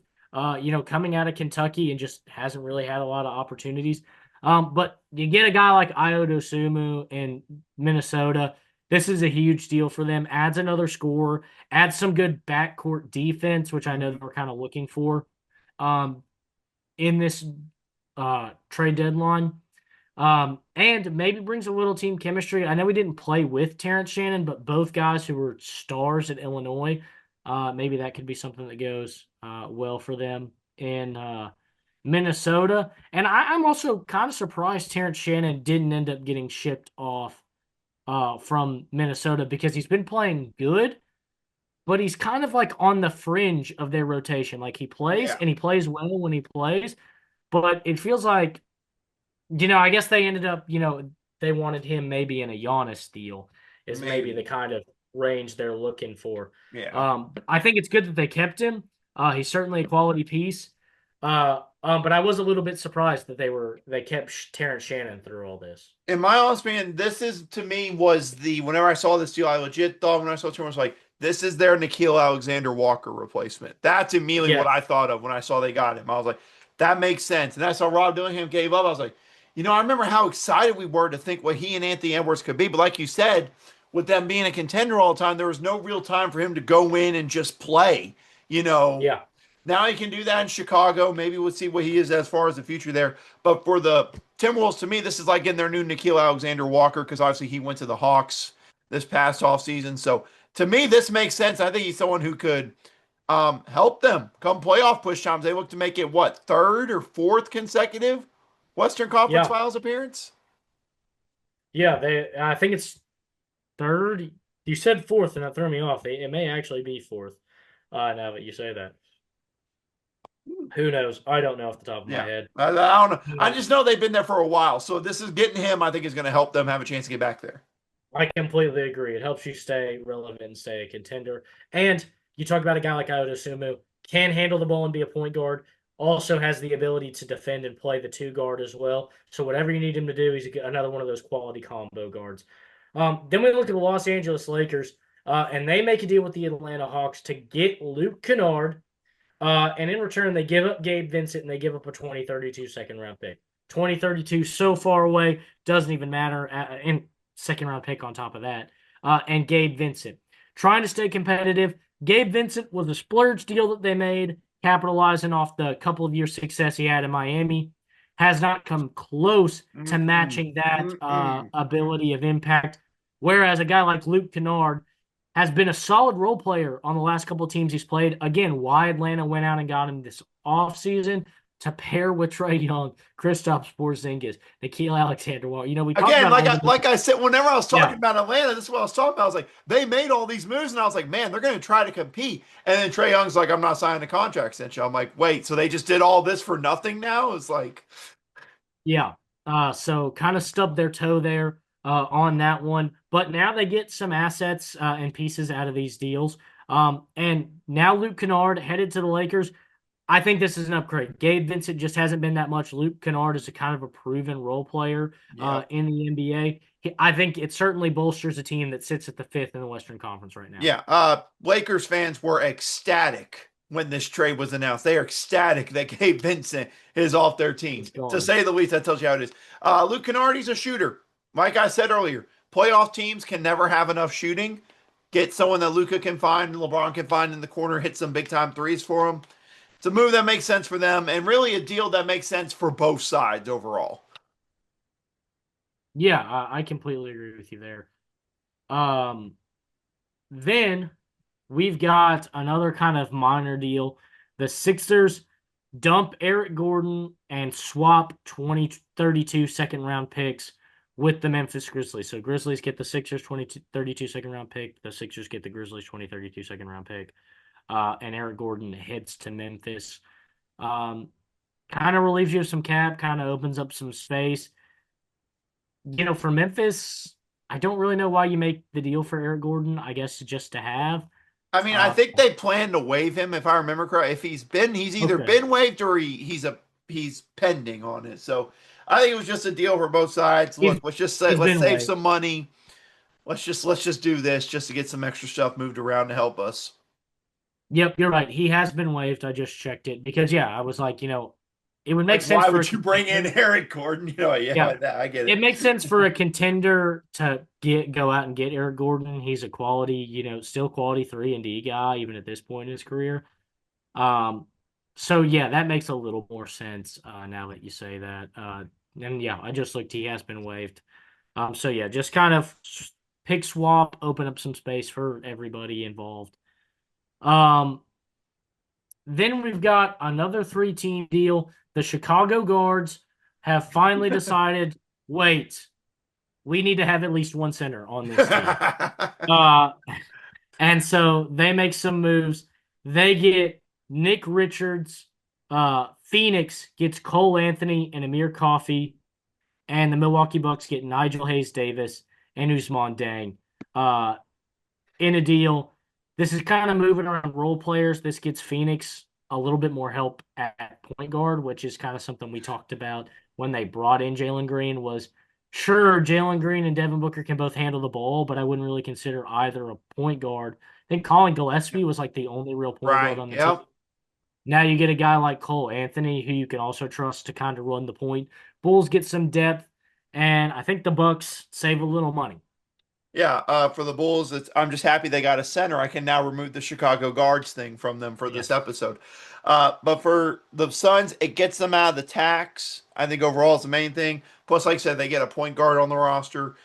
Bulls and Bucks were just adding some size. Suns were getting out of the tax. It was made sense for all of them to be like, sure, let's just get this done. Nothing too major there, but like I said, the Bulls, I mean, you can't play five guards. No matter how fun that would have been to watch just an all guard lineup for the Bulls, that would have been like when the Yeah. Sixers tried to do freaking it was Embiid, Jalil Okafor, and then I'm missing one. Who is the other one? Nerlens Noel. Thank you. Couldn't think of the name. That was like that made me think of that whenever I saw Yeah. whenever I thought of the Bulls. It just made me think immediately back to that. Still just such stupid moves by that Sixers Also, organization. yeah, using 10 picks to draft all pure centers. I think all three of those Not guys went like top five. I think actually. So it's like yeah, three top five picks on centers. Sure. just crazy. Actually, because somebody might fact check us, I do think Nerlens Noel was the 10th pick in his Ooh. draft. I was about to say I'm curious. Um, but they were all top 10 picks at least. I was thinking top 5, but then I had a brain blast to my career in 2K14 or whatever He was year the he sixth drafted. pick in the draft. He was the sixth pick. Sixth pick, where he was drafted kind of later. And I remember, I think he was drafted by New Orleans and traded Yep, he to was Philadelphia. drafted by New Orleans and then traded to Philly. So yep. Shout out to that 2K my career knowledge. Anthony Once Bennett. draft. Whoa. Well, Whoa. yes, every time. Don't even remind me of all of that nonsense.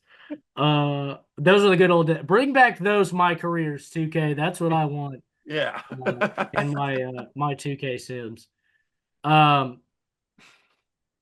but let's get back on track here. Pelicans dealing Jose Alvarado to the Knicks, and they get Dalen Terry, 2 second-round picks and cash considerations. Who knows what's happening in New Orleans? I really don't. I thought they were going to trade Zion Williamson to the Bulls because that's all I had been hearing about for the last month and a half. And Right. then that never happened whatsoever. Just didn't even get close to happening. They had Dalen Terry. He's a good athletic wing Sure. player. They give up Jose Alvarado, who he plays defense, I guess. Like he plays like stealth defense, but he doesn't really play real defense. Right. And sure, the Knicks added defensive guard. I don't know. This deal to me is just like, who cares? I mean, Jose Alvarado's a New York native, so he gets to go home, and I guess that's good for him. And then the Pelicans, I mean, look, I stopped asking what the Pelicans were doing the second they hired Joe Dumars as their guy in charge. Are we just going to forget what this guy did to the Detroit Pistons? Are we just going to ignore what that guy did to that franchise for like 10 plus years? And he's went out and he's already screwed the franchise this year. They don't got a first round. They don't got their own first round pick. Not saying Derek Queen wasn't like a talented player, Yeah. but if Atlanta wanted your unprotected first round pick, the answer is no. You got to say no. You gotta have to no. say no. They're not taking him. That's the craziest part. They're not taking Derek Queen. They weren't going to take him. Right. I don't know. So sure, whatever. Knicks get more guard depth because that's what they need. Sure, I don't Yeah, know. sure. Yeah, that's exactly I how feel I like feel. sometimes teams are just like, "Hey, you wanna get in on the deadline? Sure. Let's Let me make one more trade. Jose Alvarado. Why not? Why not? I feel like that's just how it goes Yeah, sometimes." it's like they're like, "Hey, New Orleans, you haven't made a trade yet. Would you like to?" Yeah, let's get in. Let's get in on this. Sometimes, yeah, you're right. Sometimes they're just trading to trade. I don't understand that. Denver offloads Hunter Tyson, who literally I saw a video that Nuggets Twitter had posted where it was like, thanks for the memories, Hunter Tyson, top 5 moments. But then there was just one moment. It's him hitting like one crazy buzzer beater to end like the quarter, and that's it. That's the end of the video. Um, he goes to Brooklyn where they're just doing whatever right now. So he might have a chance to actually play and make a difference. They also get a 2032 second round pick. I think the big thing for the Nuggets is they get a little bit of draft, like recent, like this year draft capital. They get a 2026 second round pick. So they'll be able to make at least one pick in this year's draft if they choose to make it. Yeah, it would be that, and also plus kind of similar to everyone. They're trying to duck that luxury tax. They're trying to Yeah. avoid that thing so we could have. That's the whole point of this deal. I had not heard about that Hunter Tyson video. That's actually hilarious. Yeah, I saw it just on Twitter. It was just, yeah, somebody was like, thanks for all the memories. Hunter Tyson, here's your bet. Here's his like best moments with the Nuggets. And it's just like I think it's like the only shot, like only bucket he scored. And it's just like it is a crazy like pull up buzzer beater to end like the third quarter. But it's just like for that to be like the big moment is kind of crazy. Okay. Uh, but then we had the last big shocker here to kind of close out the deadline. We've got a couple smaller moves we'll talk about, but this is the last big deal. Pacers get Ivica Zubac and Kobe Brown, and in return, the LA Clippers get Benedict Mathurin, Isaiah Jackson, a 2026 first round pick from the Pacers that is protected 1 through 4 and 10 through 30, a 2029 first round pick, and then a second round pick. Um, to me, I was like, I think Zubac and Tyrese Halliburton will be fun to watch when Halliburton's back, but that's not going to be this year. I mean, even if the Pacers were good, that's not going to be this year. Tyrese Halliburton was hurt so late into. I mean, what game was it? Game 6 or Game 7 that he tore his Yeah, it Achilles? was games. It was game 7. Thank you for making me Yeah, try sorry. to remember that. Uh, I just figured you would know. Yeah. Oh, Uh, I remember exactly. I so it remember. happened literally as late into the NBA season as it could possibly Yeah. happen. Game I mean, 7 they of the rolled him out for the season in frickin' July this year. They said he's not playing at all this next year. So I don't hate this deal. I just hate giving up both Benedict Mathurin and your first round pick this year. I think this deal could have been made and keep one of those. I think asking for both of those is too high a price for being the worst team in the Eastern Conference. That's my personal opinion. Yeah, for the Clippers, I mean, you got a future at least. You got Garland and Benedict Mathurin, and then you got Isaiah Jackson. So I think that's a good future to kind of have some sort of thing to build around for the future. Agreed. To me, the main reason I think the Pacers ended up giving all that was just, look, we want Zubac. We think he could be a great replacement to Miles Turner whenever he was here.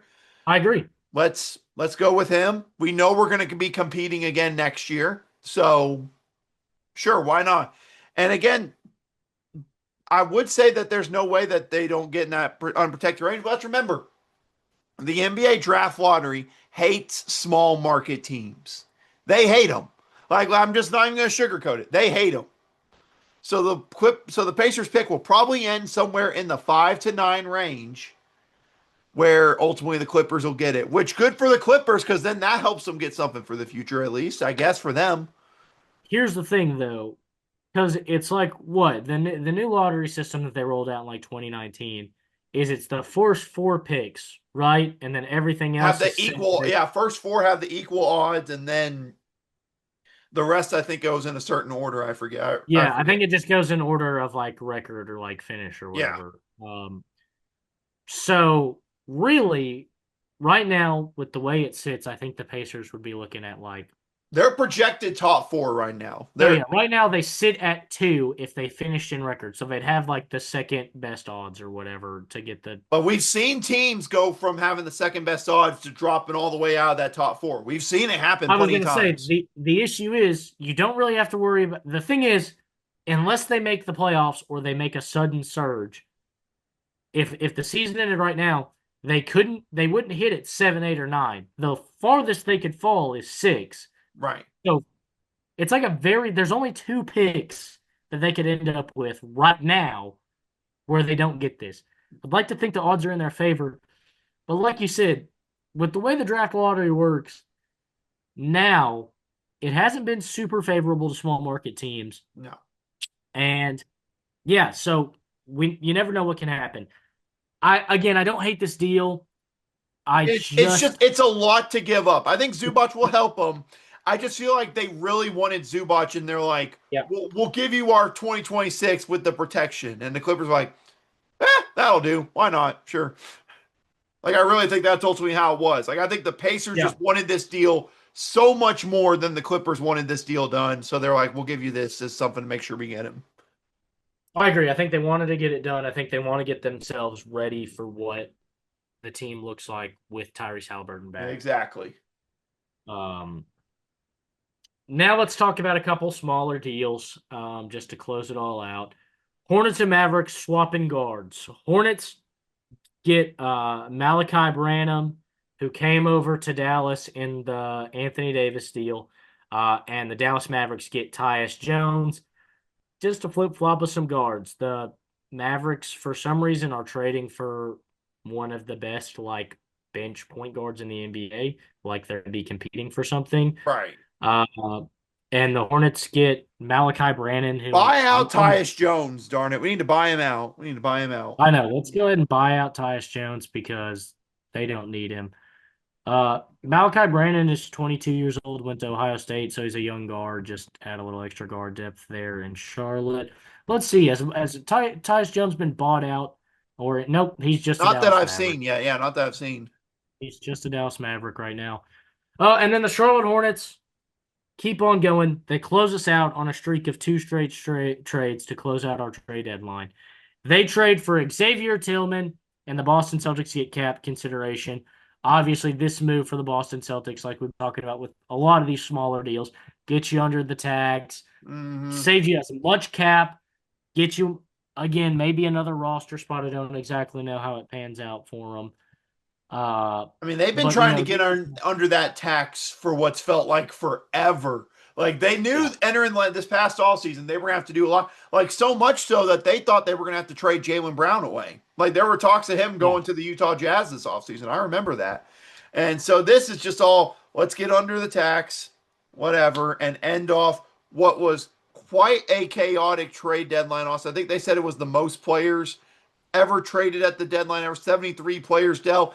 And yet, one of them was not the guy that all the trade deadline drama was about. Yeah. And honestly, I'll say this much. It was very, very wishful thinking for anybody to think Giannis was going to get dealt at this trade deadline. He's not in the last year of his contract, and you can do so much more trading as far as players and picks are concerned because the rules don't apply in the offseason. You don't have to worry about how many players you have on your roster. You don't really have to worry about where your salary cap sits.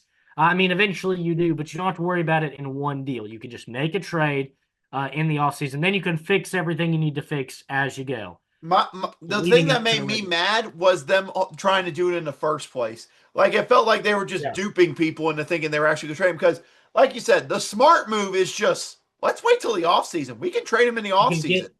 You get so much more. And you know where next year's picks, like the upcoming draft, you know where those picks are set at. Right. So you don't have to be like gambling on a pick. Well, hey, if I want the first number 1 overall pick, I know whose door I need to be knocking on. Here's a prime example. I mean, there's so many like top teams. Like, if the Pacers wanted to go for him, they could have a top pick and compete. The Clippers, if they want to make a move, get him to LA.